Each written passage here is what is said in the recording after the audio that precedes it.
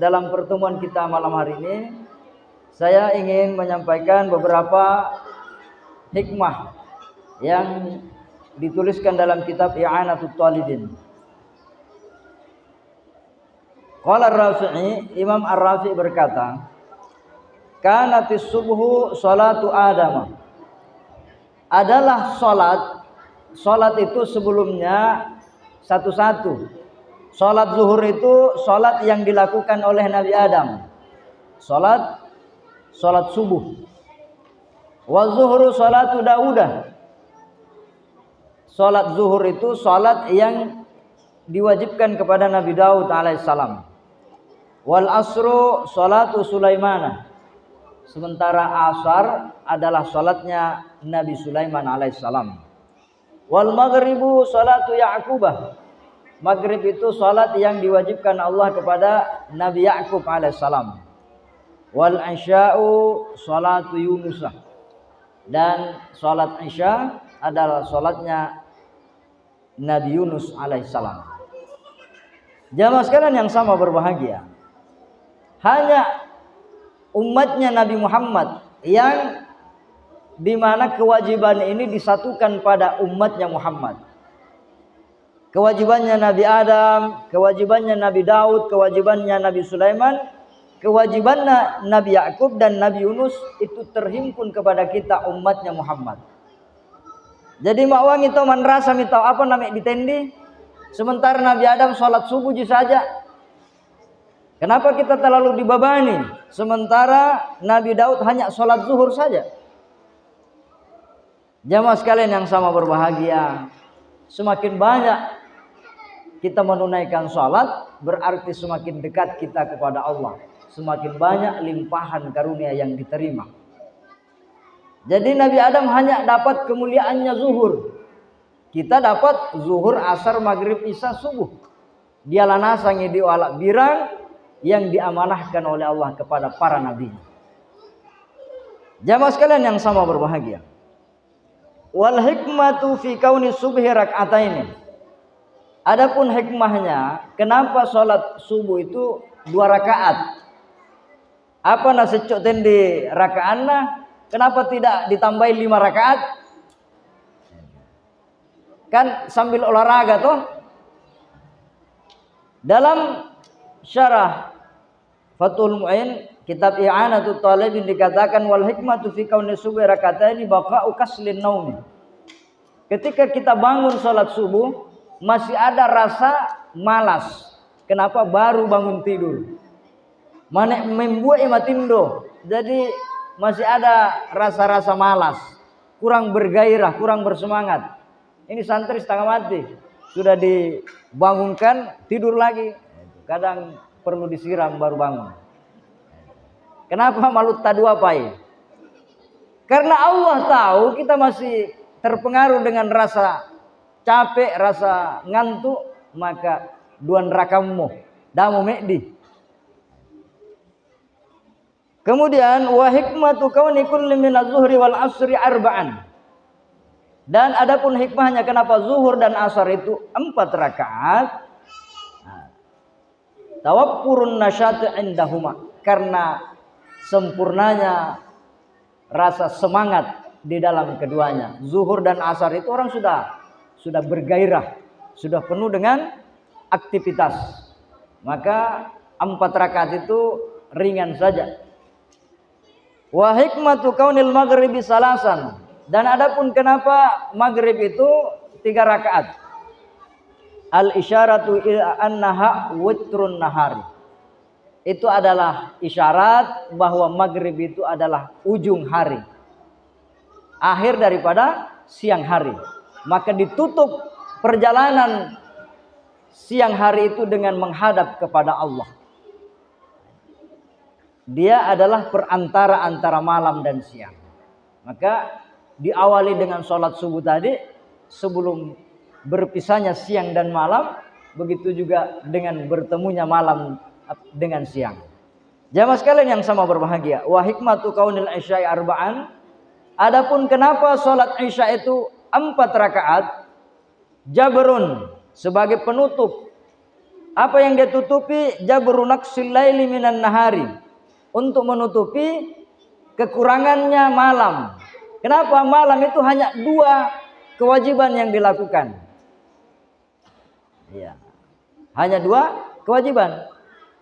Salat subuh dengan salat isya. Sementara siang hari itu ada zuhur, maghrib dengan asar. Maka dia dijadikan menjadi 4 rakaat. Karena dia menutupi kekurangannya. Karena 2 sholat di malam hari, sementara 3 di siang hari. Jamaah sekalian yang sama berbahagia. Pertanyaannya, kenapa mesti maghrib di waktu tenggelamnya matahari? Kenapa subuh di waktu terbitnya fajar? Kenapa zuhur di waktu tergelincirnya matahari? Di dalam syarah I'anatul Talibin dikatakan wa tahsisu kulli bi sholatin fi waqtin min hadhil awqati. Adapun Allah mengkhususkan dengan waktu-waktu ini la'allahu likaunihi kubilat fihi taubatuhu. Karena yang pertama, ada nabi diterima taubatnya pada saat itu. Kenapa Nabi Adam sholat subuh? Karena dia makan buah huldi dalam riwayat di waktu asar. Dia bertobat, nanti diterima taubatnya ketika sholat subuh. Nabi Yunus alaihissalam, dia mohon ampun kepada dosa-dosanya. Ketika diterima itu tepat pada waktu zuhur. Begitu juga Nabi Daud, waktu zuhur. Nabi Yunus di waktu isya. Jadi hikmah yang pertama, karena ada kejadian-kejadian di mana dia melakukan kesalahan dan Allah menerima taubatnya di waktu sholat tersebut. Yang kedua, hasulat fihi ni'matun. Karena dia mendapatkan nikmat dari Allah Subhanahu wa taala seperti Nabi Sulaiman. Mengapa Nabi Sulaiman dia menunaikan sholat asar? Mungkin di saat itu dia mendapatkan nikmat yang besar, maka dia menunaikan sholat di waktu asar. Jamaah sekalian yang sama berbahagia. Kemudian sholat tadi waktu-waktunya ada hikmahnya. Nah pertanyaannya, waktu yang mana yang paling mulia untuk menunaikan sholat? Dalam hadis dikatakan dalam riwayat Ani bin Mas'udin, Sa'altun Nabiya sallallahu alaihi wasallam, saya bertanya kepada baginda Nabi, ayyul a'mali afdalu? Yang mana amal yang paling mulia ya Rasulullah? Apa jawaban Nabi? As-salatu li awwali waqtiha. Salat di awal waktu. Salat di awal waktu mulai azan, kemudian dia pergi berwudu, kemudian dia perbaiki pakaiannya, dia melangkah menuju masjid. Ya sekitar 15 menit, 20 menit itu masih dianggap awal sholat. Selama kegiatannya itu berkaitan dengan sholat. Nairan nih Pak Bang. Kemudian dia pulang dari kebunnya, dia berudu, dia ganti bajunya, napacoy pikirannya, napacoy orona, manik mas sambayang. Itu dianggap sholat awal waktu. Itulah yang paling mulia. Dalam hadis dikatakan as-salatu fi awalil waqti ridwanullah. Adapun salat di awal waktu adalah ridhonya Allah. Was-salatu fi akhirih afwullah. Adapun orang salat di akhir waktu adalah maafnya Allah. Jadi yang salat di awal waktu dapat ridhonya Allah, mariyo kung Allah taala, napuriyo sanna kung Allah taala. Mawangi kung Allah taala. Wasari'u ila maghfirati min rabbikum. Bersegeralah kalian menuju ampunan Tuhanmu. Salat itu adalah kebaikan dan menuju ampunannya Allah.